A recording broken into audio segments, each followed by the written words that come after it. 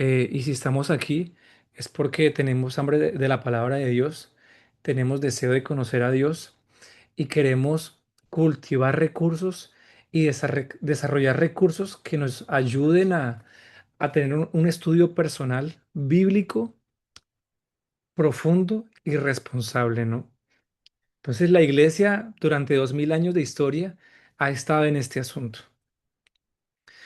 Am, Quizá para nuestra generación es un poco complejo y vamos a comenzar a ver algunos puntos, eh, debido a que a pesar de que debería haber mucha claridad al respecto, pareciese que fuese todo lo contrario, ¿no? Hay como mucha confusión, mucha oscuridad y mucha falta de claridad alrededor de esto. Y creo que todos tenemos hambre, ¿no? La palabra de Dios en Amos 8:11 apunta a ese cumplimiento profético de una generación que iba a tener hambre de la palabra de Dios. No hambre de pan, sino de hambre de conocer al Señor. Específicamente eso es lo que estamos haciendo hoy. Entonces queremos asegurarnos de que lo que estamos haciendo está colaborando con este propósito. Sí, si en la mente del Señor hay una idea, hay un diseño, queremos ir y alinearnos a eso que Él está pensando. Estamos seguros de que la cuestión del estudio bíblico, como veremos aquí, es algo que está en la mente de Dios. El estudio bíblico, en ese sentido, es buscar el conocimiento de Dios. Hay unos versículos que colocamos acá y hay muchos otros más. Quiero leer el tercero. Dice, antes bien crezcan en la gracia y el conocimiento de nuestro Señor y Salvador Jesucristo. Es un mandato. A Él sea la gloria hasta el día de la eternidad. Es un mandato. Juan 17:3 dice, y esta es la vida eterna, que te conozcan a ti, al único Dios verdadero, y a su Hijo Jesucristo, a quien has enviado. Estas palabras acerca del conocimiento de nuestro Señor, que te conozcan a ti, eh, en el griego es ginosco o ginoskin o ginos, ¿no? Que hablan acerca de un conocimiento que es más allá que algo informativo. Es un conocimiento que procura eh, estar alineado a una experiencia con el Señor, ¿no? Todos sabemos que Dios se revela por medio de las Escrituras y por tanto tú y yo podemos comprobar que cualquier experiencia que tengamos con el Señor debe estar alineada a la palabra de Dios. Es decir, necesitamos las Escrituras para poder conocer a Dios. Él decidió mediar su revelación por medio de un libro y por medio de historias, específicamente muchas de ellas por medio del pueblo de Israel. Entonces, la forma en la que tú y yo conocemos a Dios, su carácter, ¿no? Su personalidad es por cómo Él se reveló por medio de gente común y corriente, por medio de pueblos, por medio de naciones, ¿no?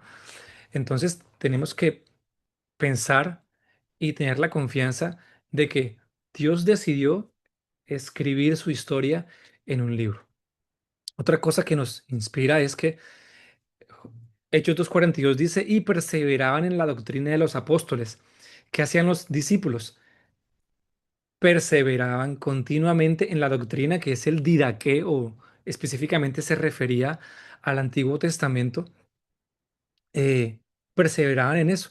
Es decir, que la vida cotidiana de la iglesia, me refiero en la mejor expresión de la iglesia, como la pensaban, como la experimentaban, como fue la expresión de la iglesia en esa generación, eh, era continuamente crecer en el conocimiento de Dios, ¿verdad? Mediante el fundamento que establecieron los apóstoles.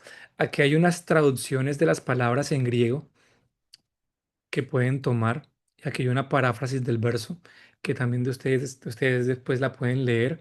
Este material está en la carpeta que les acabo de compartir, que les compartí hace un rato, ¿ok? ¿Y qué estamos haciendo hoy? Estamos haciendo lo que un cristiano normal estaría haciendo. Estamos perseverando en la doctrina de los apóstoles. No es algo extraño lo que estamos haciendo.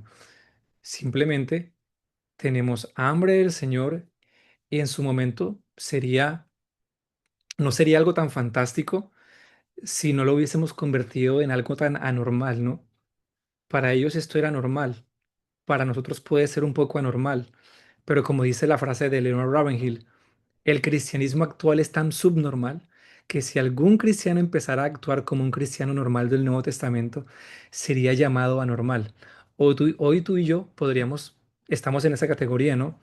Lamentablemente en este momento, no va a ser siempre así, pero en este momento pues puede que estemos de acuerdo al contexto en el que estemos en la categoría de anormales. ¿Cuándo fue la última vez que estudiaste la Biblia en una conversación? No solamente que la leíste de forma superficial o que la escuchaste de un predicador y te conformaste, ¿no? Sino que le hiciste preguntas a la Biblia, le hiciste preguntas al texto. Comprobaste que lo que estabas escuchando era verdad, ¿no? Y esta parte que se fomenta demasiado y se considera súper espiritual, ese cristianismo que no hace preguntas, ¿no? Que acepta todo. Hay mucho de eso por ahí, ¿no? En un status quo religioso en el que vivimos es posible que ni siquiera se nos pase por la mente pensar algo distinto a lo que ya escuchamos de un pastor o un predicador en cualquier lugar, ¿no? Simplemente lo aceptamos y lo tomamos por regla y decimos, este pastor dijo o lo que sea. Pero, pero no es la visión bíblica o no es la conducta bíblica. Es como el que no hace preguntas, el que no duda es más espiritual o es más creyente que el que duda, ¿no? Pero es todo lo contrario. ¿Verdad? Si no le puedo hacer preguntas a mi fe, si no le puedo hacer preguntas a lo que creo, si no puedo someterlo a una prueba rigurosa y por el contrario creo que mi fe se debilitaría si la expongo a otros autores, literatura, predicadores, eso significa que mi fe es muy pequeña, ¿no? Es muy débil. Pero al contrario pensamos hacia el revés, ¿no? Se piensa que el que no hace preguntas, el que no cuestiona, que el que cree que está seguro con lo que ha escuchado, ese es el espiritual. No, todos necesitamos pasar por ese proceso en el que reconozcamos que aquella persona que hace preguntas, que cuestiona, es una persona madura, ¿no? O es más bien está en ese camino de la madurez espiritual, ¿no? El que comenta, el que pregunta, ¿no? Aquí hay muchos versículos, ¿no? El Salmo 1, 2, el 1 de Pedro 3:15 que dice, procura con diligencia, 2 Timoteo 2:15, procura con diligencia presentarte a Dios aprobado como obrero que no tiene de qué avergonzarse, que usa bien la palabra de verdad. O como dice 1 de Pedro 3:15, y si no santificad a Dios el Señor en vuestros corazones, ¿verdad? Estando siempre preparados para presentar defensa con mansedumbre y reverencia ante cualquier persona que les demande razón de la esperanza que hay en ustedes. Es sistemático, una y otra vez el mandato de buscar al Señor, de conocer al Señor, de estudiar la palabra. Josué 1:8, muchos de nosotros, la mayoría de nosotros lo conocemos. ¿Cómo es que dice Josué 1:8? Nunca se apartará de tu boca este libro de la ley, sino que de día y de noche meditarás en él para que guardes y hagas. Está claro ahí, o sea, no hay nada de confusión en ese verso, ¿cierto? Es el mandato continuo una y otra vez. Y Jesús mismo, citando las escrituras, ¿no? Como en Juan 5:39, en Mateo 22:19, él les pregunta a la gente, ¿qué dice la escritura? ¿Cómo lees? Y él le responde, amarás al Señor tu Dios con todo tu corazón. O sea, el Señor mismo asume de que tú y yo estamos tomando información de allí. Juan 5:39 dice, le decía o reprendía a los fariseos y les decía, ustedes van a las escrituras porque creen que en ellas van a encontrar la vida eterna. Y después les dice, pero no vienen a mí para que tengan vida, ¿no? Entonces también habla de esa tensión de leer las escrituras para buscar información, pero no ir a Jesús, que es el autor, ¿no? Entonces ambas realidades deben ir juntas. R.C. Sproul dice que Dios nos dio un libro que debe ser leído, escudriñado, asimilado, estudiado y sobre todo comprendido. La Biblia llama a todos a explorarla, desafiarla, desafía a cualquier persona a refutarla, invita al escrutinio más minucioso y no teme los ataques más hostiles. Esa es una frase de Samuel Griffith, eh, bueno, de hace ya un siglo. Entonces, pues podemos ver el estudio como una amenaza que va a cuestionar nuestra fe y alejarnos de Dios y cayendo como pasa, ¿no? Cancelar, silenciar al que pregunta, lo que sea, generar una narrativa alrededor de esa persona, caer en desobediencia a Dios. O podemos cambiar la perspectiva y verlo como la invitación y el mandato de Dios, ¿no? De realmente, eh, como el mandato bíblico que es, ¿no? Es esto, ¿no? Esto ya lo vimos la sesión pasada. Yo quiero invitarlos a que puedan revisar esta parte del material todo. Aquí hay una cita, la teología no es para llenar la cabeza, sino para transformar tu corazón. Si ignoras el estudio de Dios, dice J. L. Parker, te condenarás a ti mismo a tropezar y a andar a tientas por la vida con los ojos vendados. De esta manera desperdiciarás tu vida y perderás tu alma. Entonces, como les decía al principio, eh, debemos pasar esto por el filtro de todo lo que hacemos de forma como una actividad en la iglesia, ¿no? Si colabora o no colabora con el diseño de Dios, debemos pasarlo por ese filtro. Sí, y una forma de pasarlo por el filtro es ver cuál es el diseño de Dios para la iglesia y si eso está nutriendo ese diseño, estamos en buen camino, estamos en buena dirección. Entonces, pensar en las razones es muy, muy, muy importante. ¿Por qué? Porque eso nos asegura que estamos eh, dándole al blanco. Es decir, estamos alineando todo lo que hacemos al mandato bíblico. Hay mucho de todo lo contrario. Es decir, hay mucha gente haciendo cosas aparentemente para la iglesia, pero realmente no están nutriendo el diseño. ¿Cómo yo sé que están nutriendo el diseño? Yo lo paso por el filtro de los 5 ministerios, ¿no? Lo apostólico, lo profético, lo pastoral, lo evangelístico, eh, y lo bíblico, ¿no? Lo magisterial. Si eso pasa por el filtro y tiene éxito, estamos haciéndolo bien. ¿Por qué lo digo? Porque no queremos hacer algo simplemente por hacerlo, ¿no? No queremos hacer algo simplemente porque tiene la etiqueta de cristiano. Queremos hacer algo que realmente esté equipando la iglesia, que esté formando. Entonces, como el diseño divino de edificación de la iglesia es esencialmente formativo, ¿verdad? Todo lo que estemos haciendo debe estar nutriendo ese diseño. Déjenme revisar un momento acá, que es, creo que envié un enlace a un grupo, pero creo que al otro no. Ay, Dios mío.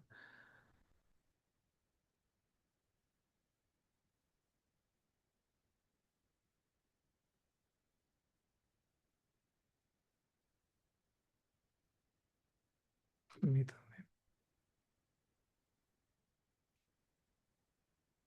Si lo envié, sí lo envié. Muy bien. Sí, continuamos. Entonces, el capítulo, el versículo dice, o sea, una vez más, de pronto no pensamos en esa parte, pero el pensar en las razones por las cuales estamos haciendo algo nos ayuda a tener claridad, a tener confianza de que no estamos dando golpes al aire, como que haciendo cosas por hacerlas, ¿no? Estamos realmente edificando la iglesia. Y es una invitación para que evalúes qué cosas tú estás haciendo hoy que de pronto tú piensas que están colaborando con el plan de Dios, pero realmente no. T. Austin Sparks decía que a veces es muy necesario que el edificio se caiga a pedazos y se derrumbe si es necesario. Gordon Diffie dice que edificar la iglesia con sabiduría humana o discursos elocuentes que eluden la cruz es edificar sobre madera, heno o hojarasca. Entonces, por qué hacemos esto? Todo eso, todo lo que haces de forma eclesiástica, yo te invito a que lo pases por este filtro. Razones apostólicas. El estudio bíblico es necesario, es importante porque revela el plan de Dios. Ahí pueden leer un poco más. Hay versículos y más allí. Razones proféticas. El estudio bíblico es necesario porque nos ayuda a reconocer la voz de Dios, a discernir los tiempos, a no caer en engaño. Es decir, es decir, crecemos en el discernimiento de la palabra de Dios. Una persona con discernimiento es una persona que es bíblica, una persona que tiene la mente de Cristo, que su mente ha sido lavada por la palabra y ha sido expuesta continuamente a eso. Es difícil ser engañado. Razones bíblicas, pues claramente, porque las escrituras constituyen la revelación inspirada de Dios. Entonces vamos bien. Razones evangelísticas. El mensaje del evangelio, el mensaje que salva, ¿verdad? Tiene que estar alineado a lo que dice la escritura. Entonces muchas veces caemos en la simpleza de decir y proclamar un evangelio muy pequeño, ¿no? Muy limitado, muy restringido, basado en que tenemos quizás un conocimiento muy limitado del evangelio. Sí, razones pastorales, ¿no? El estudio bíblico lo valoramos porque las personas necesitan una narrativa correcta para interpretar, unos lentes bíblicos para la vida. Y por último, en el punto 5 es importante, ¿verdad?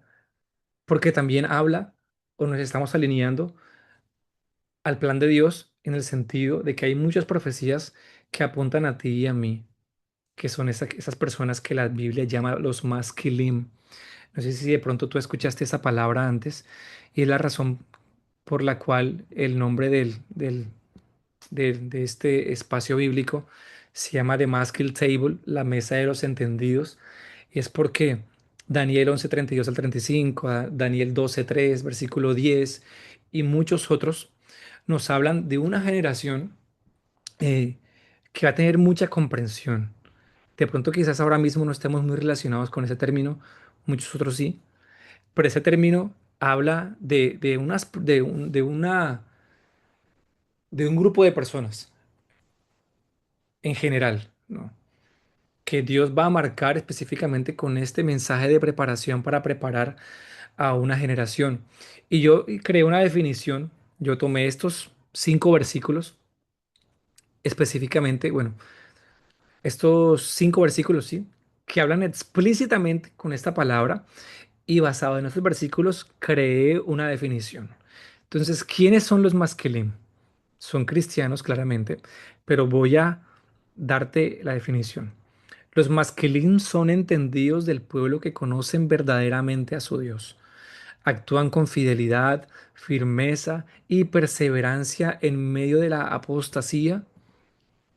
Momento. En medio de la apostasía e instruyen a muchos en la verdad. Algunos pagarán un alto precio por su fidelidad, sufriendo violencia, persecución, encarcelamiento, despojo de sus bienes e incluso la muerte. Recibirán poca ayuda y muchos se unirán a ellos sin una convicción genuina. Hmm, interesante esto. En medio de estas pruebas, los maskelim serán refinados, purificados y emblanquecidos hasta el tiempo determinado por Dios. Sin aquellos que son aquellos que alumbran en su generación y enseñan justicia a la multitud. Disciernen los tiempos y entienden lo que Dios está haciendo cuando otros no comprenden. Entonces los invito a que puedan revisar esta definición que extraje. Si tienen alguna pregunta, algún comentario, la caja de comentarios está disponible o pueden levantar la mano y pueden participar. Esto no es un monólogo, esto es una conversación. Sin embargo, bueno, yo facilito un poco, pero todos pueden participar y levantar su mano. Ok, voy a cerrar este documento ahora. Ahora voy a compartir lo que correspondía a la sesión del día de hoy. Ok, siguiente documento. Esto no es. Oiga, ¿qué pasa?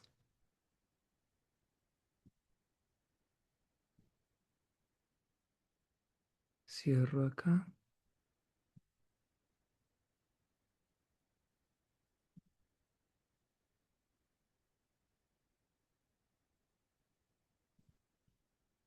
Aquí está.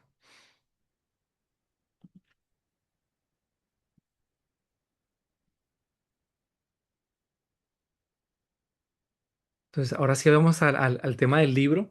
La anterior era importantísimo hablarlo. Bueno, apenas estamos empezando, ¿no? Así que espero que esta jornada sea bastante nutritiva para todos ustedes y, bueno, podamos crecer en esto que es tan importante, que es el conocimiento de Dios. Lamentablemente ignoramos mucho de pronto de esa información, incluso yo, que de pronto eh, con el tiempo he desarrollado un poco la disciplina de estudiar un poco. Ignoraba mucho de estos temas, ¿no? Pero este libro, específicamente La lectura eficaz de la Biblia, es un libro que es muy usado en seminarios bíblicos. Hay muchos otros más, pero específicamente este es particular porque sus dos autores son eruditos en griego y en hebreo. Gordon Fee es especialista en el Nuevo Testamento y Douglas Stewart es especialista en el Antiguo Testamento. Entonces, estas dos personas son voces de autoridad y son voces muy reconocidas y muy mencionadas en lo que tiene que ver con darnos herramientas para estudiar la Biblia correctamente. Hay mucho que decir de estos dos autores. Yo me quedo súper corto. Eh, pero la razón por la que yo conocí este libro en su momento fue que por un maestro en Estados Unidos, un increíble maestro, se llama Nets Gómez, no es muy conocido, pero es muy crack. Él dijo, si yo hubiese leído este libro al principio de mi búsqueda de Dios, hubiese cometido menos errores. Entonces, esto es un buen libro que te va a ayudar. Si ya de pronto llevas mucho tiempo estudiando o apenas estás empezando, eh, te va a ayudar muchísimo. Bien, entonces, el capítulo uno, y me gustaría hablar antes de los objetivos de esta lectura. eh, Como lectores de la Biblia, sí, creo que todos tenemos esa necesidad continua de que alguien nos diga, ¿estás estudiándolo de forma correcta o estás tomando la dirección correcta? Creo que muchas de nuestras limitaciones a la hora de estudiar es de pronto no tener no, tener la incertidumbre de que quizás no la estoy estudiando bien o quizás ni siquiera sé por dónde empezar o, o simplemente debido a todas estas incertidumbres, pues nunca lo hago, ¿no? Pero lo que el libro comienza específicamente, yo te invito a que puedas ir al prefacio y en el prefacio, yo me enamoré del prefacio del libro, que tiene tres prefacios, porque el prefacio te revela o te desvela el corazón del autor. El prefacio me enamoró realmente, porque es como cuando comencé a leerlo, lo que de hecho lo repetí, lo leí varias veces, yo sentía como esa persona, eh, como que derramaba su corazón, o sea, ¿por qué escribo todo este libro? Y es por esto y por esto y por esto y por esto y por eso. Me enamoró de ese prefacio. Y para mí ese prefacio fue una respuesta a mis necesidades.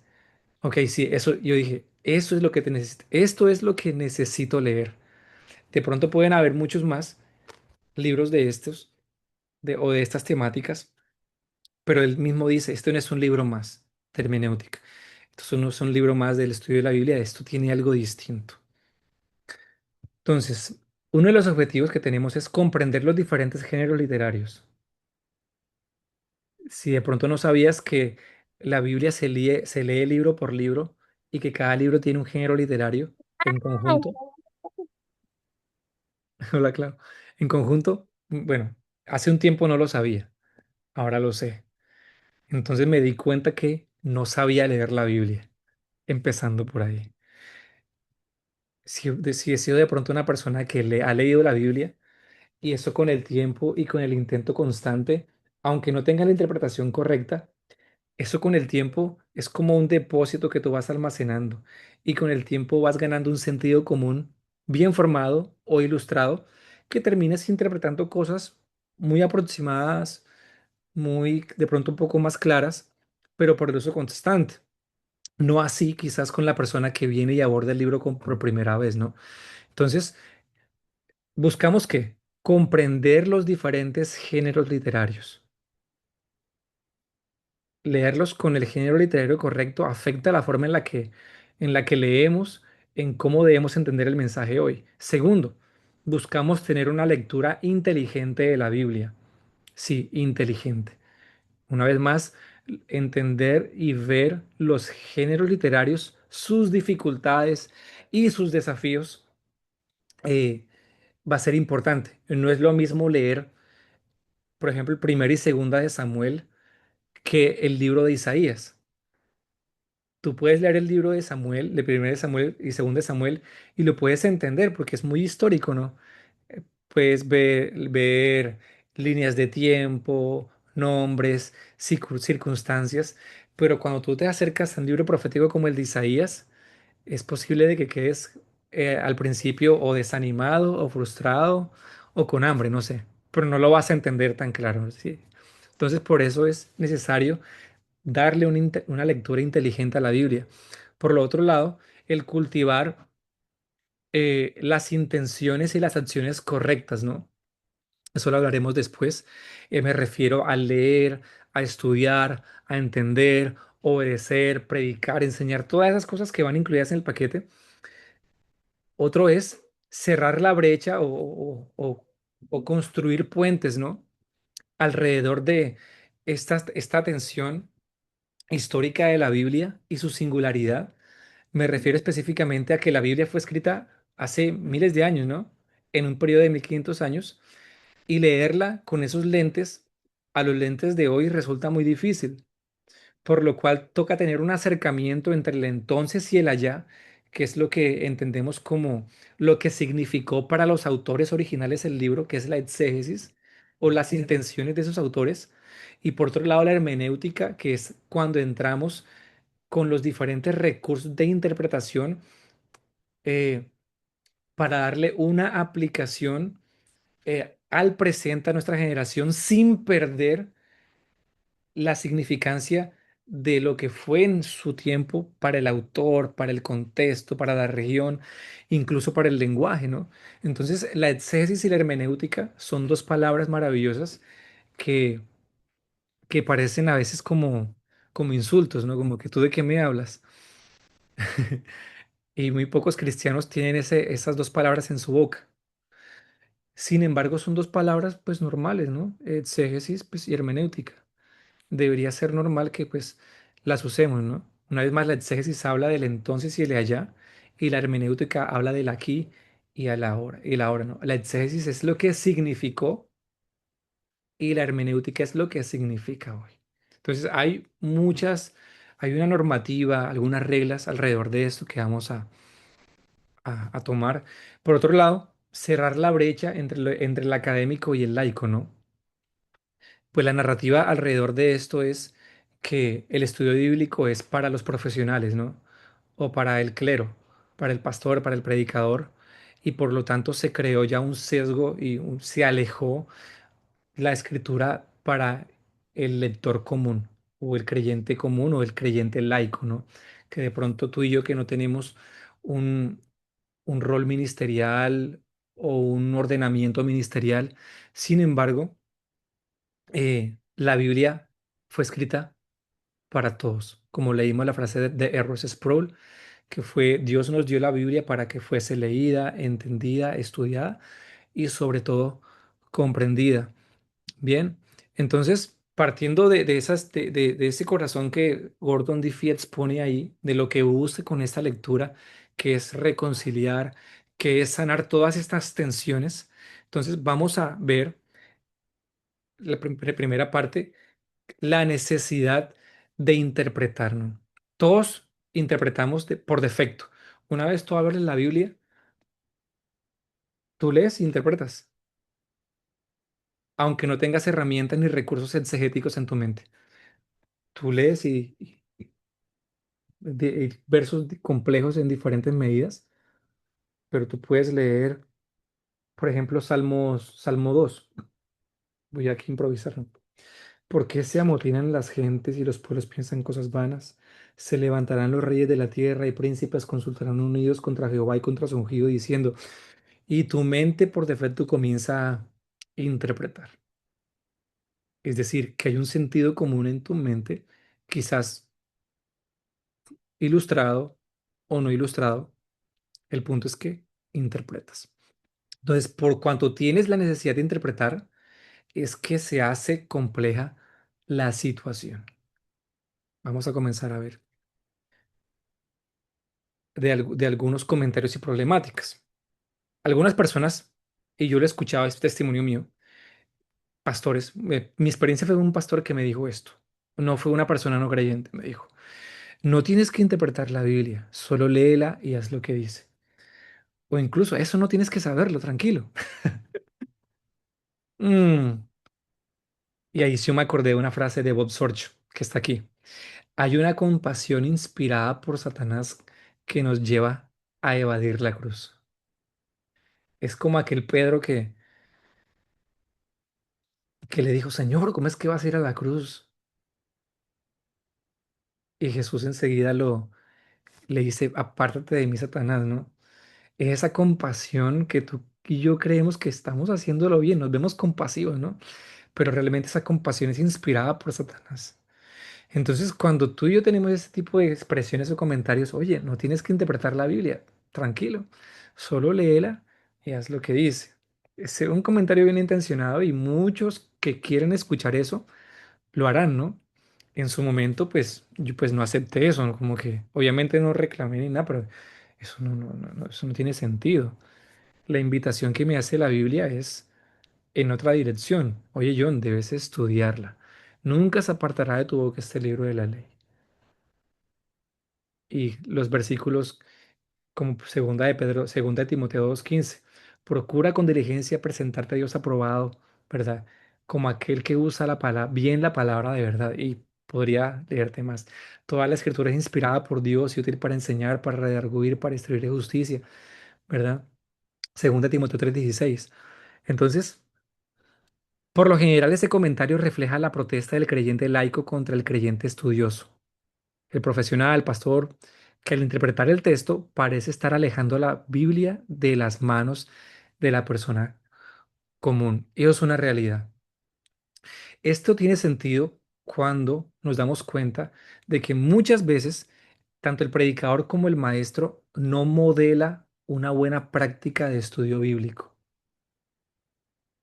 Hace que el estudio bíblico se vuelva algo cargoso, algo molesto, algo contradictorio. No, entonces pues la gente no quiere pues meterse en esa onda de molestar, ¿no? Así que simplemente ignora el estudio bíblico, al punto de que pensamos, no lo necesito. Sin embargo, la frase de Mariano igual, la solución al mal uso no es el desuso, sino el correcto uso. Entonces, esto es un proceso de restaurar y de sanar, ¿verdad? De dejar de las malas prácticas y comenzar a ver qué fue lo que perdimos en el estudio bíblico. ¿Qué comenzamos a hacer mal? Que toda una generación comenzó a resistirse a esto. Entonces, hay mucha verdad en esa protesta. Sin embargo, uno de los objetivos, como vimos, como les comenté, es sanar esto, ¿no? Vamos a reconciliar, vamos a construir puentes, vamos a derribar paradigmas equivocados, ¿verdad? Y eso se mezcla con muchas cosas, ¿no? Nuestros desacuerdos no deben convertirse en protestas que violenten o contraigan el sentido común bien formado. Es como cuando en las votaciones recientes, ¿no? Bueno, es mi opinión en cuanto al candidato político en el que tú votes, pero hay momentos cruciales donde tú tienes que tomar la decisión basada en un sentido común bien formado, ¿verdad? Independientemente de que se haya modelado algo incorrecto. Por ejemplo, específicamente en el estudio de la Biblia. Si la Biblia dice que el estudio de la Biblia es un mandato, sin embargo, no se me ha modelado esto, ¿cuál tendencia tengo que elegir? ¿La tendencia del status quo religioso o la tendencia que me presenta la Biblia? Mi sentido común me va a llevar a un bien formado, me va a llevar a la Biblia. Sin embargo, un sentido contaminado de protesta me va a llevar en contra, ¿verdad? O a hacer una protesta incluso a la iglesia, ¿no? Que pasa mucho. El punto es que debo dejarme llevar por un sentido común bíblico bien formado. Eso lo da el tiempo, ¿no? Entonces, restringir, enturbiar, encubrir, oscurecer o complicar mucho el sentido llano del estudio de la Biblia ha llevado a una generación a resistirse a él. cuando el estudio de la Biblia fue algo sencillo, ha sido algo que se propone como algo simple, ¿no? En el mejor de los casos. Nos vamos a dar cuenta que va mucho más allá de eso, pero es la intención del Señor, no complicarlo. La Biblia fue escrita para gente común, ¿verdad? Y fue escrita por gente común. Entonces, debemos modelar desde la plataforma y el liderazgo prácticas sanas de estudio bíblico. Esto es central, ¿no? Oramos porque eso se vea, ¿no? Porque nuestros pastores o nuestros líderes o predicadores en redes sociales, en nuestra iglesia local, puedan darnos esta perspectiva renovada y sana, ¿no? Que produzca hambre, ¿no? Howard Hendricks dice que un maestro, un buen maestro, es el que produce hambre. No es el que te dice algo que antes no sabías, es un buen maestro, sino el que te produce hambre de conocer más y de aprender más, ¿no? Esto es importante. Entonces la Biblia no tiene que ser un libro oscuro si se lee y se estudia correctamente. Tenemos que restaurar muchas cosas en nuestra mente. Nos va a dar un nuevo paradigma, una nueva visión acerca de esto y nos va a dar hambre de estudiarla. No va a ser como gravoso, como en el pasado sucedía que leías 5 minutos de la Biblia y de repente estabas dormido y no te diste cuenta. No te pasó, no te pasó antes, ¿no? No, la Biblia tiene que producirte deleite, como que impresión, asombro, como que wow. Tiene que haber una motivación y eso se construye, se cultiva, ¿no? Desde nuestras iglesias locales, del liderazgo. ¿No? La razón por la que no se estudia es porque no se modela, no se enseña, se complica, ¿no? Este Howard Hendricks dice, es un pecado aburrir a la gente con la Biblia. Cuando tú lees la Biblia y aburres, eso es un pecado, o sea, la palabra de Dios. Entonces, en la página 24, cuando vayan a observar, hubo algo que me llamó mucho la atención eh, y es las malas prácticas, ¿no? Son como malas prácticas profundas, las digo yo, porque no son muy perceptibles. No las ves a primera vista, pero están allí. El autor habla de dos. El intento de parecer más inteligente. Entonces, aquella persona que tiene esa tendencia de parecer más inteligente, ¿qué va a hacer? Va a leer la Biblia mal, porque la va a leer siempre buscando una interpretación nueva o una revelación nueva, ¿no? O lo original, lo diferente. Y no siempre es así. Puede que sí, alguna persona encuentre algo novedoso, o incluso lo cuestionaría, pero va a ser revelador o nuevo para alguien que antes no lo había visto, ¿verdad? Pero leer la Biblia siempre buscando una revelación nueva para ir a redes sociales y publicarla, ya de entrada la estás leyendo mal. Sí, generalmente esa tendencia de lectura se atribuye al orgulloso o terminas leyendo la Biblia como alguien orgulloso. Es como la frase de Jonathan Edwards, ¿no?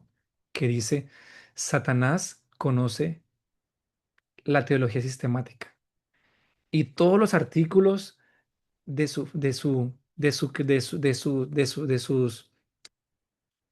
sus, voy a leerla, voy a buscarla y voy a leerla. Esa frase me impacta muchísimo. Voy a buscar, yo la tengo aquí cerquita. Jonathan, yo se las puedo compartir también. Edwards.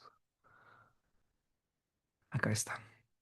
Mira, el diablo es ortodoxo en su fe. Cree el verdadero sistema de doctrina y los artículos de su fe son todos correctos y en ellos está completamente establecido. En otras palabras, la teología sistemática de Satanás es mucho más precisa que la de la mayoría de los cristianos. Nada le hace falta, excepto amor por Jesucristo. Tremendo, ¿ah? Es así. ¿Quién quiere conocer a Dios como lo conoce el diablo? Nadie. Una frase de John Piper que tengo acá. Puedes leer la teología puedes leer teología 10 horas al día durante 40 años y no conocer a Dios como la belleza que todo lo satisface, como el tesoro más preciado de tu vida. ¿A quién le importa conocer a Dios como lo conoce el diablo? Odia a todo el mundo. Su conocimiento de Dios le ayuda a odiar a la gente. Satanás conoce a Dios y sin embargo lo odia con toda fibra de su ser. Entonces, no es suficiente conocer a Dios y con tener información nueva de Dios, ¿no? Esta información tiene que llevarte a amar a Dios, en esencia, a hacer que Dios sea el, el tesoro más preciado de tu vida. Una frase más de John Piper. Tú crees que Dios es uno, bien haces. Los demonios también creen y tiemblan. Santiago 19. Y cita, por lo tanto, si Jesucristo no es nuestro tesoro supremo, entonces nuestra fe no es diferente a la de los demonios. Es verdad. Entonces, malas prácticas es leerla para parecer más inteligente. Hay mucho de eso por ahí. Tú y yo no queremos hacer eso. Tú y yo queremos leerla con mansedumbre y reverencia, como lo dice Primera de Timoteo 3:15. La otra mala práctica que también menciona en la página 24, falsa comprensión de la espiritualidad. Creer que la Biblia está llena de verdades profundas, enterradas esperando ser sacadas a la luz por una persona espiritualmente sensible o con una visión especial. Eso es una mala tendencia, porque una vez más amplifica el sesgo que existe o el puente, ¿no? En lugar de acercarlo. Tercero, interés disfrazado o el sesgo de confirmación o el prejuicio de confirmación. Aquella persona que lee solamente buscando información que afirme su prejuicio. Entonces tú le puedes mostrar un versículo en el cual él está incorrecto y el versículo es claro y dice explícito, pero él no lo entiende, no lo ve.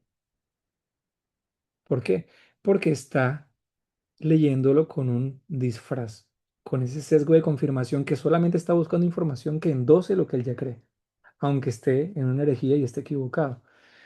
Entonces, la invitación es que, pues, a ver qué de esto hay en nuestra tendencia, en nuestro corazón y decirle no. O sea, no voy a leer la Biblia buscando la singularidad, no voy a leer la Biblia pensando de que esto es algo especial solamente revelado para alguien especial. Y tampoco voy a leer la Biblia solamente buscando información que me conviene o que afirme mi error, ¿no? Entonces, él tiene una frase que me encanta, que se diga desde el principio y se repita de principio a fin, que la meta de una buena interpretación no es la originalidad, no se trata de descubrir lo que nadie ha visto antes. Aquí tengo varios errores de ortografía, así que perdónenme. Eso es.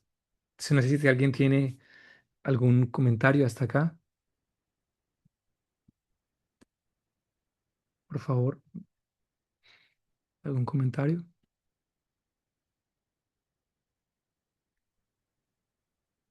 ¿Todo está bien? ¿Qué más, Brian?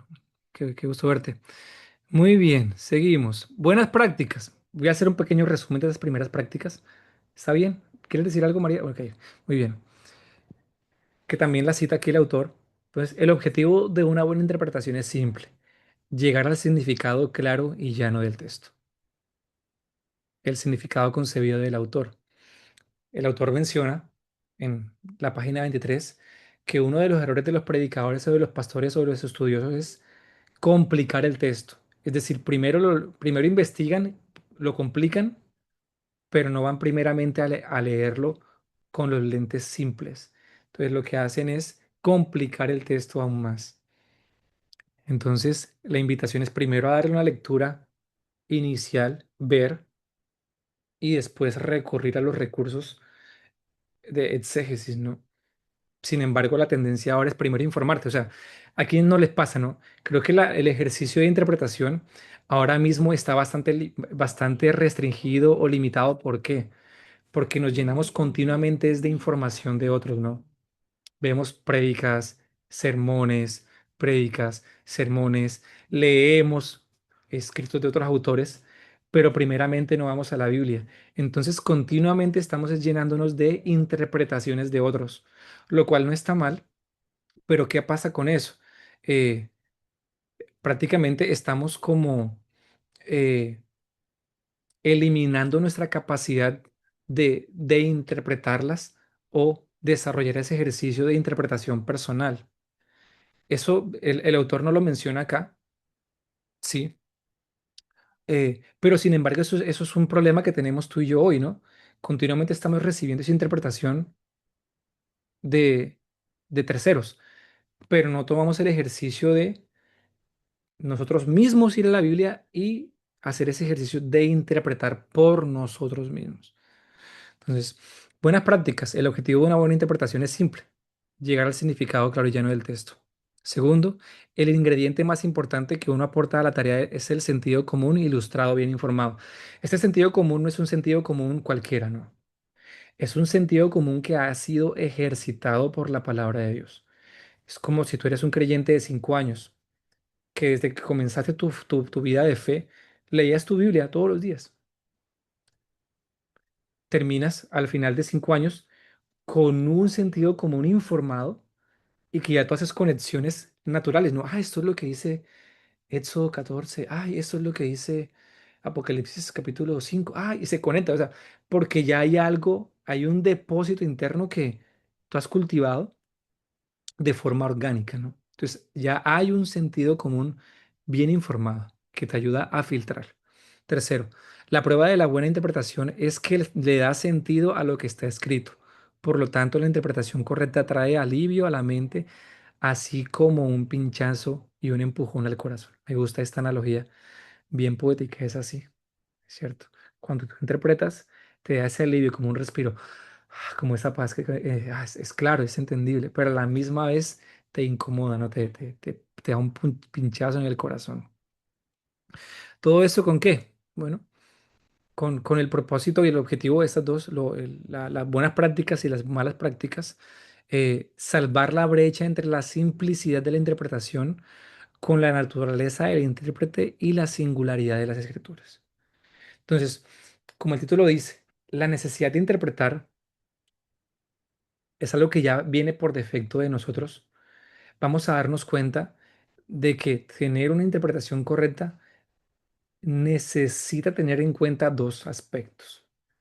Uno es la naturaleza del lector, o sea, tú y yo, o el lector como intérprete.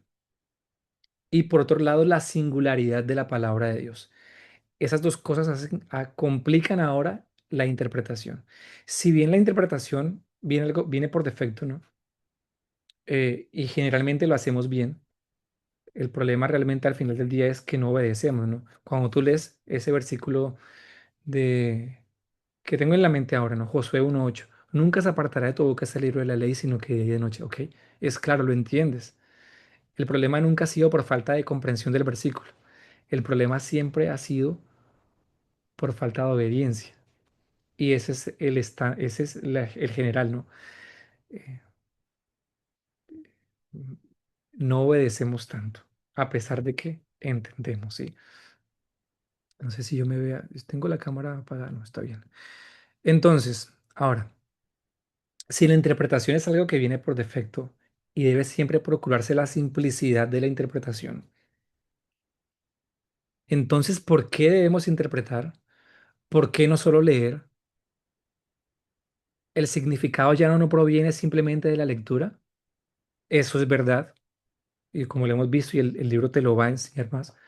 Es en cierto sentido sí, pero en un sentido más auténtico, tal argumento es ingenuo y poco realista debido a los dos factores que te acabo de mencionar. Entonces, si bien debes leer la Biblia con ese corazón, porque esa es la tensión, ¿no? Tú sabes que la Biblia está llena de tensiones y la invitación es a considerar esas tensiones. Entonces, si bien tienes que procurar leer y buscar leer la Biblia con simplicidad, bueno, también tenemos que leerlo basado en la singularidad de la palabra de Dios y la naturaleza del lector. Entonces, vamos a hablar acerca de la naturaleza del lector y eso te va a encantar. Nos va a desvelar y nos va a poner en la posición correcta para leer. Esta parte para mí produjo mucha hambre, ¿no? Produjo mucha hambre de poder aprender a interpretar de forma correcta, no siempre dejarme llevar del sentido común. Entonces, ¿por qué es necesario conocer la naturaleza del lector para poder tener una exégesis, para poder tener una interpretación correcta? Primero, todos interpretamos por defecto, perdón, o sea, en automático prácticamente. La pregunta no es si interpretamos, sino si lo hacemos bien. Entonces, nadie llega a la Biblia como una hoja en blanco. Entonces, cuando tú vas a la Biblia, vas a llegar ya con un sesgo cultural, de experiencias, incluso religioso. El autor pone el ejemplo de que cuando tú y yo pensamos en iglesia, lo primero que hacemos es pensar en un edificio y sillas. No fue así para los primeros cristianos. Cuando los cristianos del primer siglo pensaban en iglesia, ellos pensaban en mucha gente, ¿me escuchan? Sí, en mucha gente haciendo la obra de Dios en todo lugar, ¿no? No sé si me escuchan o me fui. Hola, hola, me fui.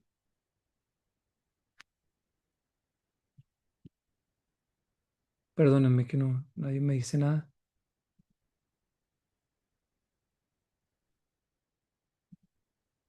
¿Aquí están? ¿Sí estoy acá? Ok, perdón.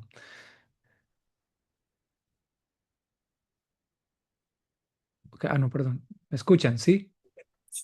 Hola, buenas noches. No sé si es mi internet. Me fui. No, se No, escucha se escucha cortado. hace poquito comenzó a recortarse. Ok. Y ahora me escucho bien.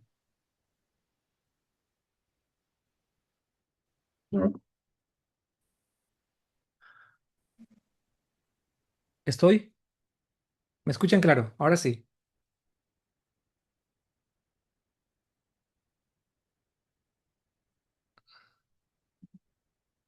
¿Me escuchan ahora sí? No pasa nada si perdemos un minuto acá. Y ahora sí. Maravilloso. Entonces, ¿desde qué parte no era claro? Perdón.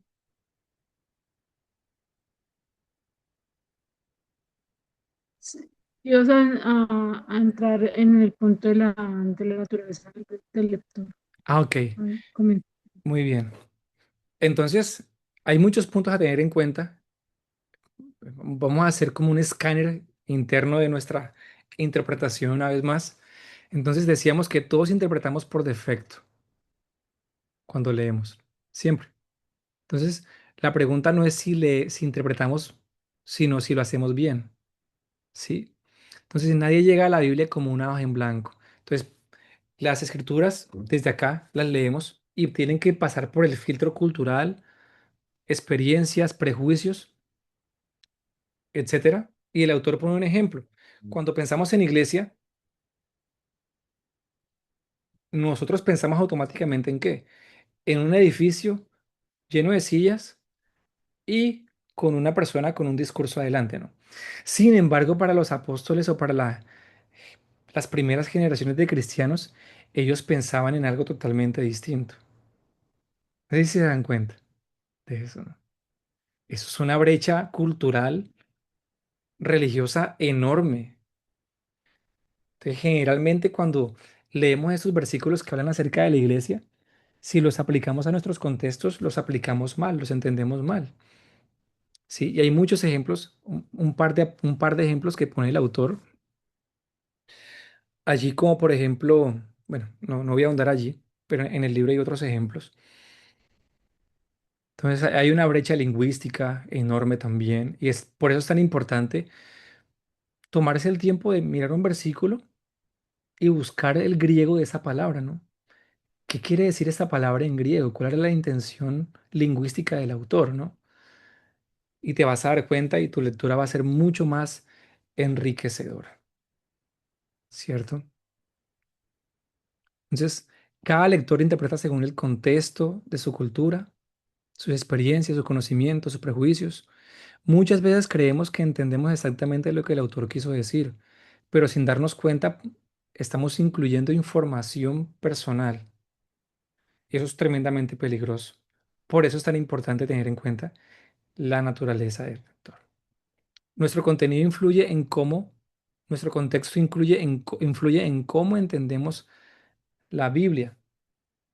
Te voy a poner un ejemplo. Aquí pone el ejemplo él, específicamente, voy a aprender el abanico, un momento.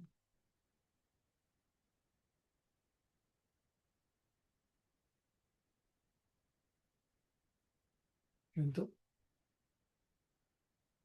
Listo. Mira este ejemplo que me pareció increíble.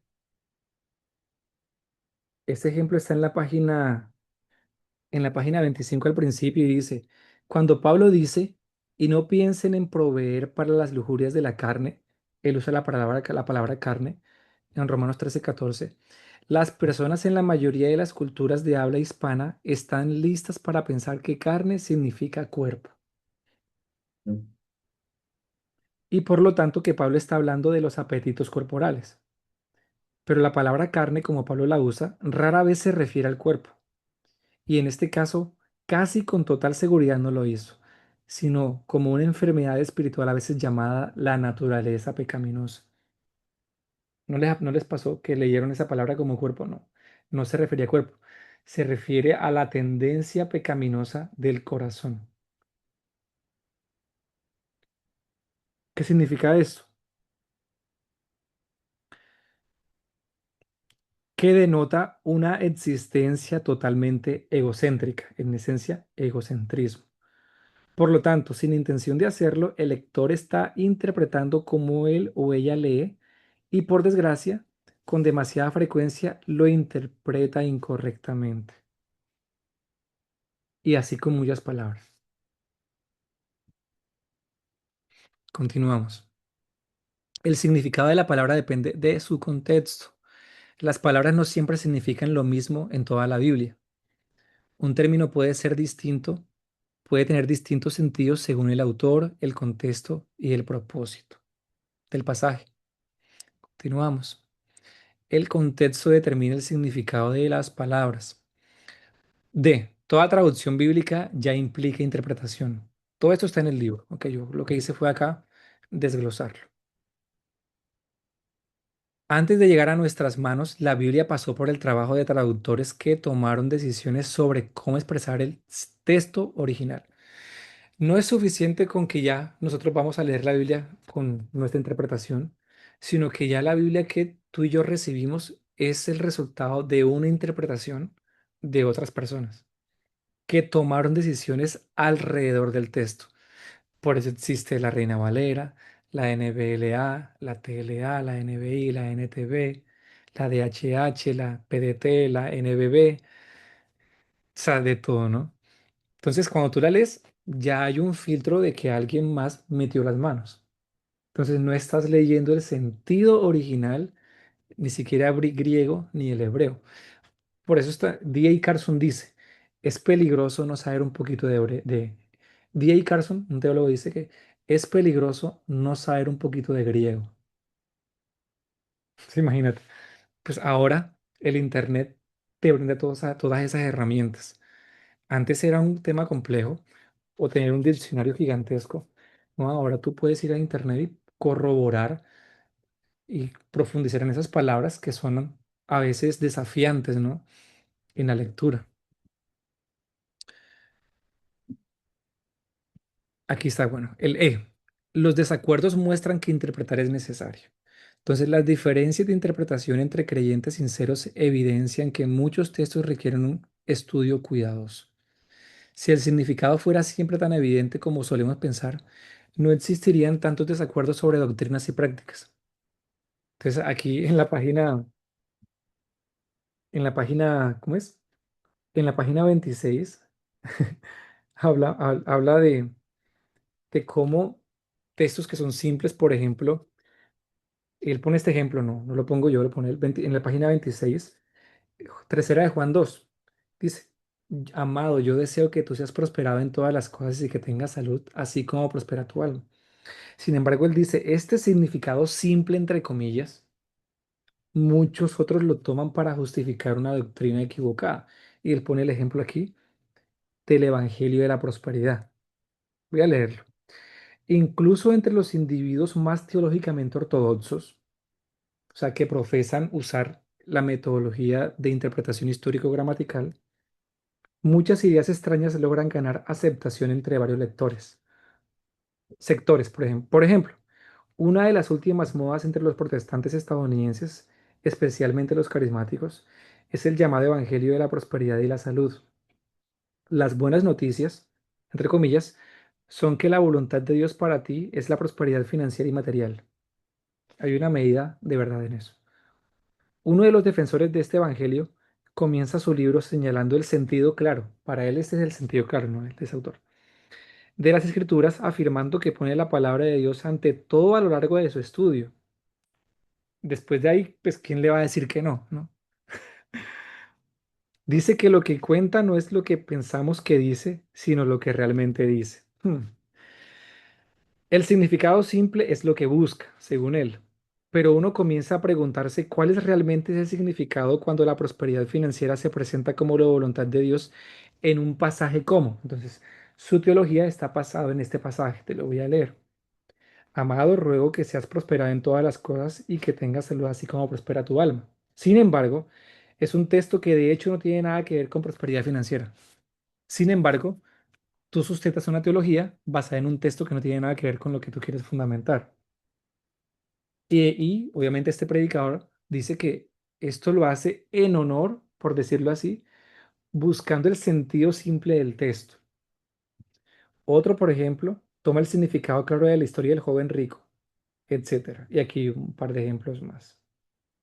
Y aquí dice, el antídoto contra la mala interpretación no es ninguna interpretación, sino una buena interpretación basada en las directrices del sentido común.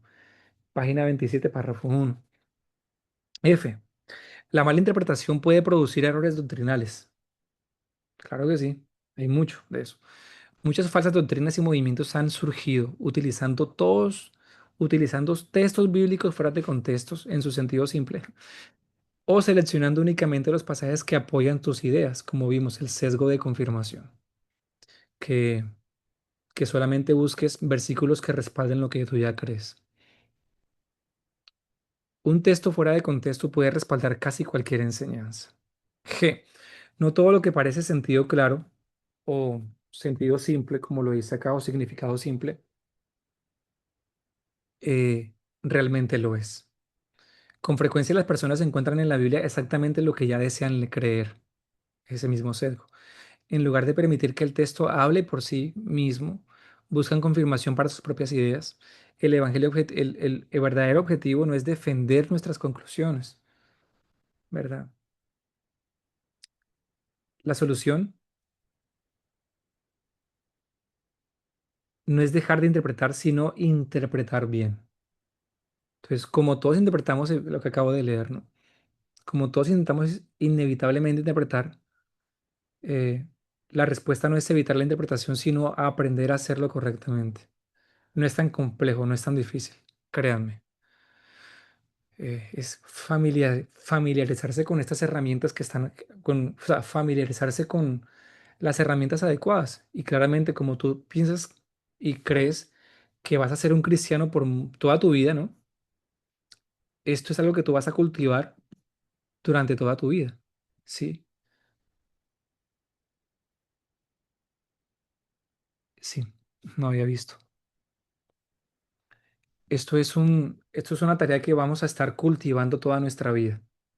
No es un asunto de una temporada. Entonces hay que leerlo también con esos lentes, de que con el tiempo, de que con la perseverancia, la consistencia, como dice la frase de Howard Hendricks, en el estudio bíblico lo más importante no es la velocidad, sino la dirección. Es si te mantienes, ¿no? La clave es la disciplina. Y el propósito es interpretar y distinguir buenas de malas interpretaciones. El objetivo no es que todos lleguen siempre a las mismas conclusiones, sino desarrollar la capacidad de reconocer interpretaciones responsables, entender por qué existen diferentes posturas y evaluar cada una con criterios sólidos. Entonces, muchos de los ejemplos que él pone aquí es que incluso dentro de creyentes que son sinceros y son especialistas, eruditos o expertos, hay diferencias enormes y solamente acercarnos a un poco a las doctrinas sistemáticas, ¿no? Las que tienen diferentes posturas soterológicas, los que son calvinistas, por otro lado arminianos o molinistas, o en cuestiones de escatología o de la Trinidad, los arrianos o lo que sea, o de escatología, lo que tiene que ver con los premilenialistas, amilenialistas, postmilenialistas. Entonces, el hecho de que la Biblia eh, sea interpretada por nosotros o por lo que un lector como tú y como yo tengamos acceso a interpretarlo, hace que haya tantos desafíos en la interpretación, haya tantas diferencias y haya tantas dificultades, ¿sí? Sin embargo, ¿eso qué significa? Eso no significa que no vamos a interpretar o no nos vayamos a involucrar en el proceso de interpretación, sino más bien, como lo dijimos al principio, tomar la responsabilidad que Dios nos dio de involucrarnos en el proceso del conocimiento de Dios. Sí, eso es lo más importante. Sí. El espíritu de humildad y de mansedumbre del que habla primera de Timoteo 3:15 es esencial. Creo que es algo que no podemos perder como, como parte del proceso de interpretación. Sí. Entonces, esa es la primera parte del, de este proceso. Eh, en las notas van a quedar la singularidad de las escrituras. Ahora, ¿por qué la palabra de Dios es importante? En el sentido o la razón de tener en cuenta la singularidad de la palabra de Dios. Primero, porque no es solamente un libro que fue escrito en un momento en la historia y por lo tanto está sujeto a él, sino que además de eso es la palabra viva de Dios y por lo cual él sigue hablando a su pueblo a través de ella. Entonces eso la pone en una posición, en una categoría totalmente distinta a todos los libros y a todos los autores.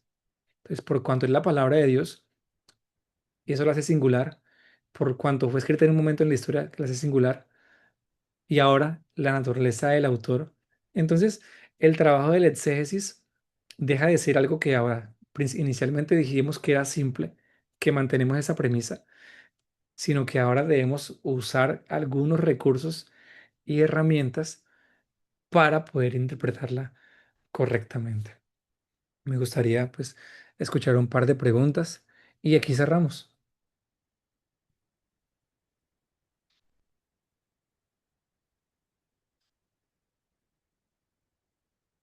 Las próximas sesiones estaremos hablando e iniciando los capítulos del 3 al capítulo 13. Vamos a estar desarrollando los diferentes géneros literarios de los libros de la Biblia. Estaremos hablando inicialmente de las epístolas o las cartas, que son un género literario como tal, los libros históricos, los evangelios, que son otro género literario como tal, perdón, y se entiende distinto y se interpretan de forma distinta, las parábolas, las profecías, los salmos, los libros de sabiduría y bueno, y después los libros apocalípticos y así. Estas herramientas son esenciales, ¿no? No sé si tienen alguna pregunta, quieren comentar algo de lo que es cualquier. Hola, buenas noches a todos. Hola, Andrea. Eh, Gracias por esa buena explicación, buenísima explicación, la verdad, muy, muy completa. Yo quisiera preguntarte, yo he estado queriendo leer la palabra pues de manera más ordenada y todo esto, pero yo me he preguntado si yo quiero leerla desde Génesis, desde el principio, pero sabes que encuentro mucha información que a veces es mejor comenzar por los evangelios, a veces pienso pues de acuerdo también a las cosas que yo siento que son necesarias, pues leo los libros. pero quisiera tener un orden en poder también leer la palabra y no sé cómo hacerlo. Quisiera pedir, no sé, un consejo de tu parte. Sí, bueno, fíjate que sí, la mayoría de personas, bueno, no la mayoría, muchas personas te proponen la lectura de un año, ¿no? O la lectura de los evangelios, o incluso leer el Pentateuco. Pues mi perspectiva, si tú me preguntas a mí, es que tú tomes un libro y te cases con ese libro. Tú digas, voy a leer, bueno, si te recomendaría si estás iniciando, comenzar con un libro de los más, no de los más simples, sería, puede ser como un intermedio hacia acá. Tomas ese libro, quédate con él 3, 4 meses con ese libro, solamente con ese libro. Puede Ok, ser, por ejemplo, el libro de Hechos. A mí me encanta Hechos. Entonces, Hechos. Y te quedas 4 meses con solo ese libro. Y puede que te lo leas 5 veces en esos 4 meses. El punto es que lo leas bien. Entonces, con ese libro de Hechos, ¿qué vas a hacer? Vas a comenzar a hacer una investigación eh, parcial. Esa investigación va a ir madurando con el tiempo, porque te vas a ir dando cuenta de muchos elementos en el proceso por la metodología que vas a usar. Entonces, ¿quién escribió Hechos? Ah, lo escribió Lucas, el médico, pero que también escribió el libro de Lucas. Ah, pero es que este evangelio es diferente a los de los demás. Él no fue un apóstol, fue escrito en el año tal. Ah, no sé qué. Entonces Lucas y Hechos tienen un lenguaje muy parecido y es como Hechos es una continuación de Lucas. Ay, ¿por qué Pablo? Sí me voy a entender. Entonces comienzas a atar cabos. Entonces ya tu lectura no es un compromiso, como que tengo que cumplir la lectura de la Biblia en un año. Pues leerla sí sí, es mejor que no leerla, ¿no? Pero tu tarea en este punto ya es un poco más, más intencional, más profunda y un poco más inteligente. Ese es el punto, tener una lectura inteligente de la Biblia. Entonces, ese tipo de forma de leerlo te va a llevar a buscar información exegética, es decir, lo que estamos hablando acá. Porque Pablo, sí, por ejemplo, ¿por qué la tendencia de la iglesia en Hechos 2 y 3 y 4 es así? Y perseverar en la doctrina, en el partimiento del pan, en la comunión, en las oraciones, te vas a dar cuenta que hay muchas cosas que son modelos no normativos. El hecho de que muchas cosas de la iglesia se hicieron así en ese tiempo no significa que tengan que hacerse igual acá o alguna así. ¿Me voy a entender? Entonces, eso es un proceso de investigación, de lectura y como tú te vas a dedicar por un tiempo a hacer ese libro, vas a tener la certeza, no de pronto la carga o la persecución de que tienes que terminarlo, sino que vas profundo por ese libro. Entonces pasan los 4 meses y dices, ah, bueno, ahora voy al Evangelio bueno, a otro libro y practicas eso, ese mismo proceso. Te vas a dar cuenta también en ese proceso de que al estudiar ese libro de Hechos así, es inevitable poder explorar otras partes de la Biblia. Por ejemplo, en Hechos capítulo 2, el primer Evangelio de Pedro, él comienza a predicar y hace una exposición del Evangelio integral, ¿no? Cita Salmo 16, cita Joel 2:28, cita Salmo 110, Salmo 2. Él está narrando muchos fragmentos de la Biblia en un solo capítulo que Pedro hace. Y después cuando tú lees Hechos capítulo 6 está Esteban y también Esteban hace una exposición de toda la Biblia en 2 capítulos. Entonces cuando estás mm, estudiando esos libros, te enfocas, es inevitable que ella te lleve a conectar con muchas cosas. Entonces, por eso yo aconsejo estudiar libros completos en lugar de temas incluso. Porque hay gente sí. que estudia como porque, voy a estudiar acerca de la misericordia. Pues está bien, María José. Gracias, perdón. Te agradezco mucho, gracias. No, claro que sí. ¿Qué tal? ¿Se podría decir, o no sé, lo pienso, es una duda que me surgió ahora, que este estudio así tan exhaustivo de un libro o de un versículo o lo que fuera de la Biblia Es como, es lo mismo que meditar en la palabra, o por ahí entro en conflicto cuando digo, bueno, quiero leer o estudiar o meditar en la palabra y empiezo a buscar comentarios o qué significa o esto y dónde dejo lugar al Espíritu Santo y a veces digo, bueno, pero el Espíritu Santo se mueve a través de esto, me habla. Em, Nada, entonces pensaba en eso ahora, en realidad siempre entro en conflicto con eso, digo, bueno, me siento a leer, busco un estudio, leo un comentario o espero la revelación del Espíritu Santo.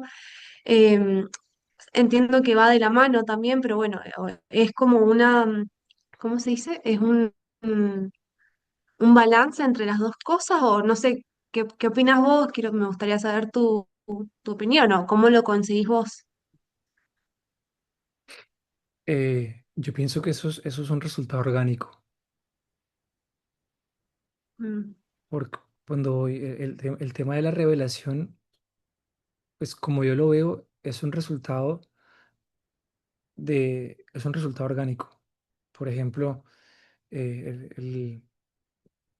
obviamente comenzamos leyéndola y buscándola, Señor, revélame, revélame. Pero al final del día, tú te das cuenta de que pasa y ya, ¿entiendes?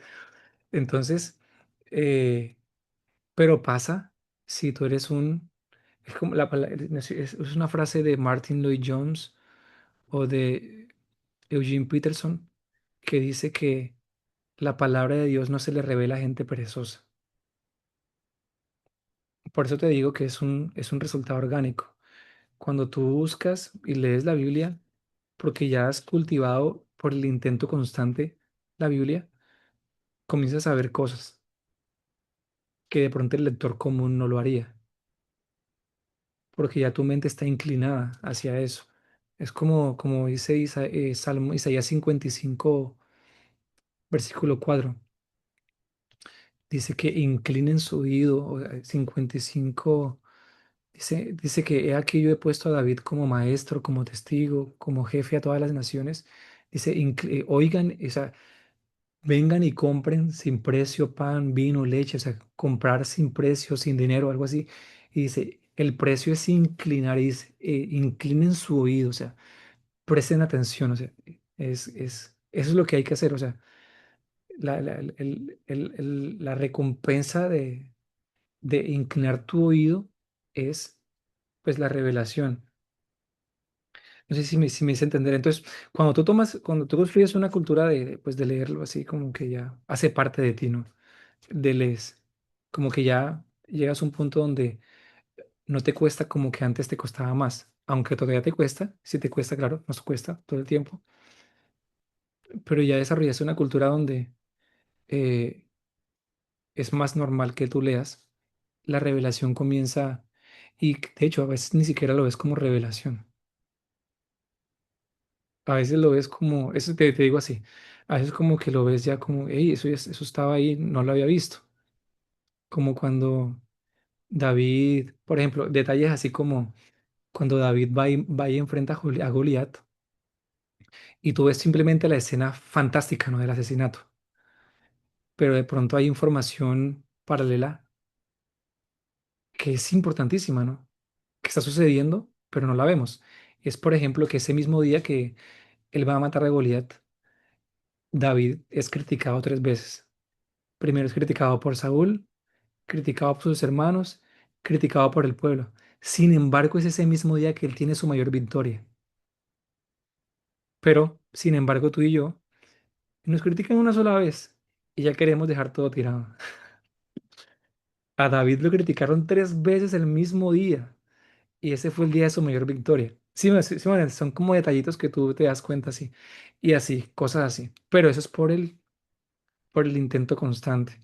Entonces, para mí, si me preguntan otra vez, la forma correcta de leer, pues para mí la Biblia es así, leer la Biblia libro por libro. Y obviamente tú puedes ir implementando, pues estás leyendo Lucas, ¿no? Pero eso no te quita que puedas leer otras cosas, otros libros también alternos. Solamente te estoy dando una opción eh, de, de poder iniciar como con un camino claro. y de pronto no dejar de hacerlo porque no tienes un camino claro de cómo hacerlo o de pronto no estás segura de si lo estás haciendo bien o de pronto no has sentido de que lo que está, la forma en la que lo leíste está tomando provecho. Para mí, a pesar, resultado más edificante así. No sé si fue claro, Andrea. Y María José. Y bueno, perdón, había pasado algo que me decía María José, el tema de la meditación, o como también se le llama la lectio divina. Hay un libro que se llama, que se los puedo recomendar, que se llama Espiritualidad emocionalmente sana. No sé si lo han escuchado. Es de Peter Escacero. Qué libro impresionante. Impresionante ese libro. Ah, Disculpa, es espiritualidad emocionalmente sana. emocionalmente.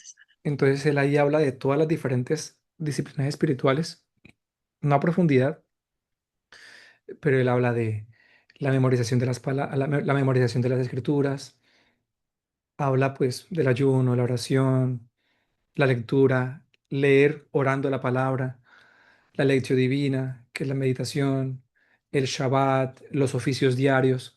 Impresionante ese libro. Uno, algo pues, algo que es muy bueno y es la memorización. Memorización, eso es algo en este punto cuando uno quiere eh, pues ir profundo en la palabra de Dios. El maestro que les dije, que me recomendó este libro, él se memorizó todo de Hebreos, se memorizó todo de Hebreos, o sea, impresionante. Y eso ayuda, o sea, a memorizar. Wow, de verdad, gracias. Em, yo he estado también usando Enduring Word y sí, lo que tú dices es verdad. O sea, cada parte de la Biblia es tan perfecta que se acompaña de otras. Y gracias, de verdad, porque yo me sentía como un poco frustrada de tanta información y yo decía, pero siento que me funciona a veces entrarme un poco más a entender qué es lo que está pasando en este libro y llevarlo a la práctica, porque a veces pues también me sentía como sé mucho y ahora cómo lo pongo en práctica y a veces me genera un poco de frustración, ¿no? Ver que están pasando tantas cosas, uno ve las redes y todo el mundo sabe, todo el mundo entiende y Bueno, me siento frustrada porque digo, o sea, no quiero hablar porque, wow, o sea, la Biblia impacta, siempre impacta, pero yo comparto esta carga que he sentido estos últimos meses o tiempos y es que cuando veo mis redes me siento muy frustrada de decir, Señor, tú me has dado también esa capacidad de entender, de conocerte, porque eso es lo que yo más anhelo conocerte, pero ¿cómo hago para que otros te conozcan sin caer en el error de que me las todas y que veo mucha gente que comparte y que entiende y que vi esto y no sé, eso me ha generado un poco de carga así, no sé, no sé. te voy a contar mi experiencia. Eh, el tema para mí, pero es problemático, porque, bueno, yo tengo la página de Arpas y Copas y a veces siento la necesidad de tener que publicar cosas. Como yo soy quien diseño, para mí es problemático y es conflictivo porque yo digo, o diseño o estudio. Sí, entonces a veces yo cuestiono la gente que publica tantas cosas, yo digo, ¿en qué momento estudian? Entonces, yo publico una vez por semana o repito contenido, bueno, realmente no, o incluso una vez por 12 cada 2 semanas, porque mi pensamiento es, o sea, yo no puedo sacrificar tiempo haciendo, diseñando, eh, que necesito dedicarle pues a mi estudio o a mi devocional. Y eso es, el tema de las redes es complejísimo, porque tú sientes el deseo de que tienes que estar mostrando para estar no a la vanguardia, sino como que mantener a tu público alimentado, pero tú te estás subalimentando. Entonces, eh, entre, no sé, para mí en este momento es eso. Eh, pues yo lo siento así. No, no sé si eso te da un poco de alivio a ti. Tú mismo Sí, gracias. me acabas de decir que sentías que tienes algo que dar, ¿entiendes? O sea, no solo que sientes, sino que sabes que tienes algo que dar. Mi invitación es que sigas cultivando eso. Eso, cultívalo, cultívalo, cultívalo. No que te hagas una experta, sino que te alinees con la intención de Dios acerca de ese tema. Es como, por ejemplo, lo escatológico, ¿no? Hay mucha gente hablando de escatología, pero muy poca gente hablando el corazón de Dios alrededor de esa idea, ¿entiendes? De nada me sirve, o sea, pero sí hay una intención de Dios alrededor específicamente de algo que Dios quiere que digas, y eso es lo que tú quieres, eso es lo que el Señor va a querer que tú digas, ¿no?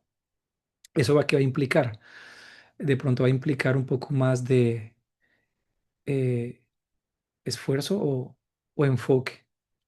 Amigo Brian, cuéntanos, ¿qué más, hermano? ¿Cómo estás? Hola John. Hola amigos, espero estén muy bien. ¿Qué más? Eso que dice Andrea nos pasa a todos, ¿no? Y, y creo que esta es la una de las preguntas que nos lleva a poder conocer y comprender el corazón de Dios. Porque de hecho eh, los discípulos también querían comprender toda esta, todo esto, ¿no? O sea, Señor, están pasando tantas cosas en estos momentos.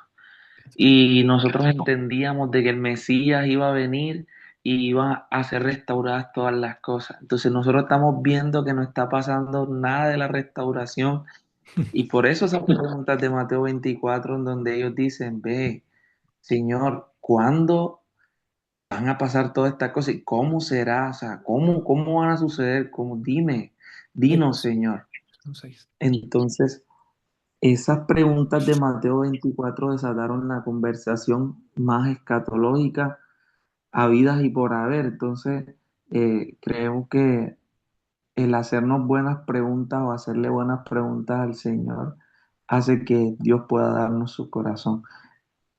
Y pues bueno, desde lo que la Biblia puede mostrar es que eh, Andrea, tú eres hija y el ser hija, la función del hijo no es querer hacer porque si bien eh, el padre tiene siervos, ¿me entiendes? Y nuestra primera función es ser hijos y el ser hijo nos hace estar en los brazos del padre, ¿sí? Eh, Siempre los hijos de intimidad, a veces pasa esto, ¿no? De que queremos ir más profundo en el Señor, pero a la vez querer comunicar lo que estamos recibiendo del Padre, cuando estamos viendo otras voces. Y si nosotros hacemos como miramos cuántas voces oímos en un solo día, nos vamos a dar cuenta que estamos saturados de tantas voces, de las redes sociales, de todo. Y eso hace que nosotros a veces nos desviemos. Pero si uno se pone a ver en la palabra, por ejemplo, si uno se hace esta pregunta, ¿en qué temporada estamos? O sea, ¿en qué temporada de la historia de Dios estamos? eh, Eso va a determinar cómo nosotros vivimos hoy. O sea, el entendimiento que nosotros tengamos acerca de los últimos tiempos va a determinar la forma en que nosotros vivimos. Y eso es mucho más clave porque si uno se mantiene en el secreto del Señor, uno sabe que no es un tiempo de querer anunciar si primeramente nosotros no estamos siendo el mensaje. Porque el peso te lo da la intimidad. O sea, la autoridad que tú puedas tener a la hora de querer hablar algo, te lo va a dar lo que has cultivado, como dijo John ahorita, en intimidad. Entonces, si bien Dios te está entregando algo y que el querer comunicarlo es literalmente Satanás queriendo llevarte al hacer, pero tú no eres, tu identidad no está en el hacer, sino en el ser. ¿Quién eres en Dios?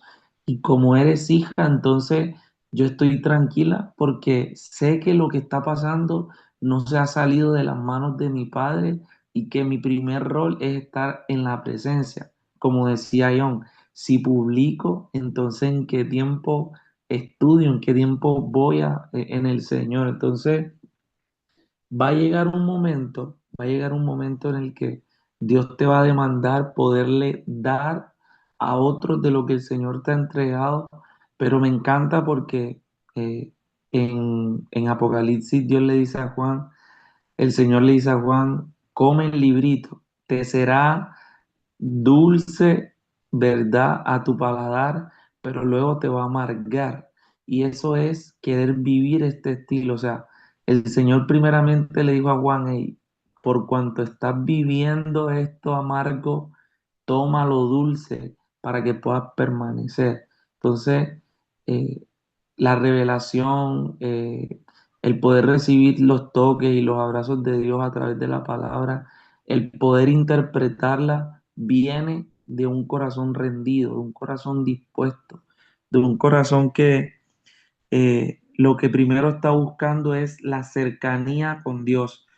Y si vemos, por ejemplo, en cuanto a ver una forma de interpretar cómo Dios le hablaba a cada uno, Amós dijo, yo no soy profeta ni hijo de profeta, pero yo vengo a comunicar lo que escuché del corazón de Dios, porque me mantuve en un campo durante mucho tiempo y ahora Dios me trajo hasta acá. Entonces Dios le habló a Jeremías, ¿qué ves? Veo una vara de almendro, claro, porque lo que él siendo niño Jeremías tenía en la mente, Dios le habló conforme a lo que él tenía en su corazón. Ezequiel, come el libro, come el rollo, te va a hacer amargo, pero también te va a hacer dulce a tu palabra. O sea, vemos esta invitación de Dios como a ir en intimidad, pero también es entender que el mensaje va a tener una parte amarga y es porque nos toca vivir eso que estamos viendo. Entonces, hoy en día, claramente, lo compartía el sábado con John, y es ver que Dios está despertando hambre en todo el mundo, pero hay algo que es más fuerte, y es que Dios mismo a muchos se está encargando de hacerlos que divaguen en su propio conocimiento, en su propia sabiduría, que también lo vemos en Isaías 29. Entonces, básicamente es que tú puedas, como Juan, Lucas 1:80 dice que el niño crecía y se fortalecía en sabiduría hasta el día de su manifestación. O sea, un ministerio de 20 años aproximadamente de Juan el Bautista siendo desconocido, viviendo en el desierto para durar 2 años comunicando un mensaje. O sea, siendo vistos. Es una generación de intimidad que no le importa no ser conocida por los demás, pero siendo temida en el reino de los cielos, que por su oración, que por su intercesión, el reino de las tinieblas se corre, el reino de los cielos avanza. Entonces, que primeramente es uno lo cultiva y créeme que eso es muchísimo mayor y vas a ganar mucho, mucho por encima del querer, porque Dios le dijo en el Salmo 32:8 a David, te haré entender y te enseñaré el camino. O sea, es Dios quien nos revela, es el mismo Padre. Es como la Biblia es el único libro que tiene el autor presente, ¿verdad? Entonces, eso marca mucho y que sin duda alguna va a desatar quizás muchas preguntas en ti, pero que estoy completamente seguro que el Padre está dispuesto a responderle así como Jesús le respondió a sus discípulos. Wow, me tienes acá. Ryan, gracias, gracias, no sabes, estoy impactada de lo que Dios puede hacer. O sea, yo estaba aquí, no estoy acá que no quepo, o sea, no sé cómo explicarles. las palabras que me dijiste justo hoy en el bus, camino a la casa, le decía a Dios, le decía, amo a Juan porque era diciendo, estoy abriendo un camino en el desierto cuando no ves nada, cuando no entiendes nada. Y justo abrí Canva y dije, ¿sabes qué? Voy a hacerlo porque es tanto lo que me ha dado que me duele quedarme callada, pero algo en el interior, que sé que es el Espíritu Santo, me ponía como, eh, o sea, primero vive el Evangelio con los que tienes al lado. Y yo me sentía así, pero de hecho cerraba Instagram y así le decía, Jesús. No, yo quiero tener ese celo por tu palabra, por tu casa, no esconderlo, sino cuidarlo, porque es reverencia, es supremo, es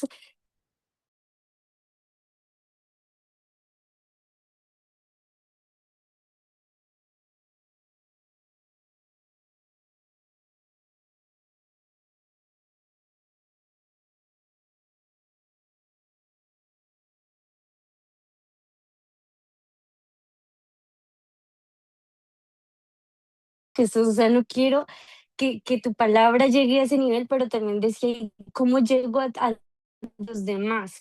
Y todas las palabras que me acabas de decir, Brian, no es una casualidad, no, no estoy, no sé cómo explicarlo. Es increíble lo que Dios hace. Te agradezco muchísimo, muchísimo por, por haber hablado, por haberme hablado. Es increíble lo que Dios puede hacer. De verdad, gracias a ti y a John. Ustedes no saben, Bueno, ustedes sí saben, saben mucho. Gracias. bueno, fíjate que estos espacios eh, Dios los usa. Entonces, toda la gloria es para el Señor que puso esas palabras en la boca de Brian y, y bueno, no sé qué decir. Increíble, maravilloso. Eh, Sé que el Señor habla y obra como Él quiere y por acá la gracia. Así es. Amigo, gracias por compartir eso que dijiste, amigo. Ah, creo que No, oramos. estamos Oramos, sí. juntos. Oramos, sí. Señor, te damos gracias, Dios. Ayúdanos a alinear nuestro corazón a tu paternidad, Señor. ¿Podrías ayudarnos a responder de la forma correcta, Señor? Que podamos definir nuestra identidad en quiénes somos en nuestra relación contigo, Señor. Y no definir nuestra identidad en lo que podemos hacer o en lo que no podemos hacer, en nuestro desempeño o en nuestras habilidades o recursos, Señor, sino que nuestra identidad esté establecida en quiénes somos nosotros, en nuestra relación, en nuestra intimidad contigo, Señor, y a partir de allí ser definidos, Señor. Trae claridad a nuestro corazón, a nuestra mente, para un tiempo como este, Señor, y ayúdanos a poder ser fieles, sí, pero también a poder responder con el corazón adecuado para hacer un cumplimiento futuro de lo que tú vas a hacer, Señor. Mientras otros están endurecidos, mientras otros están enceguecidos, mientras otros están endurecidos, Señor, nosotros, Señor, queremos estar blandos, queremos estar mansos, queremos estar tiernos, con lágrimas en nuestros ojos, Señor. Mientras tú estás haciendo todas estas cosas, manténnos en la jornada de tus amigos, Señor. Cuesta lo que cueste, Señor. Alíñanos a lo que tú vas a ser uno de los más kelim de los últimos tiempos, Señor. A ser tus recursos, tus líderes 777, Señor. Los que están alineados al Cordero a donde quiera que vas, Señor. En el nombre poderoso de Jesús, bendice la vida de Isabel, de María, de Andrea, de Brian, de Eumaris, Señor, y de todas las personas que de pronto no pudieron conectarse y que estuvieron, Señor. En el nombre de Jesús, por tu Espíritu Santo, Señor, trae sueños, visiones, Señor. y profecía en la boca, Señor. Dar un entendimiento inusual y sobrenatural para un tiempo como este, Señor. Señor, que baje nuestro corazón, Señor. Le decimos no, perdón, le decimos no a la insuficiencia, al espíritu de comparación, Señor, a los ídolos de este mundo, Señor. Y te decimos sí a ti, Señor. En el nombre de Jesús. Te damos gracias, Dios mío, que esta sesión, Señor, pueda florecer en el jardín de nuestro corazón, Señor, y que nos pueda acercar más a ti, Señor. En el nombre de Jesús, amén y amén. Bueno, amigos, de verdad, gracias por conectarse. Yo voy a dejar esta grabación guardada y la voy a subir a algún lugar para que si quieren de pronto ver algún fragmento lo puedan ver. Y bueno, le doy gracias a ustedes por conectarse. eh, y quiero invitarlos, bueno, para la próxima sesión. eh, Vamos a estar hablando del capítulo número 2, que son las epístolas. Quizás estos 3 meses van a ser un poquito metódicos debido a a la naturaleza de la lectura, ¿no? Eh, pero sin embargo, mire cómo va fluyendo la sesión. Y la idea es que siga así, que sea así. Pero invitarlos a no desanimarse. Estos son unos recursos, son recursos que por 3 meses van a durar toda la vida, ¿no?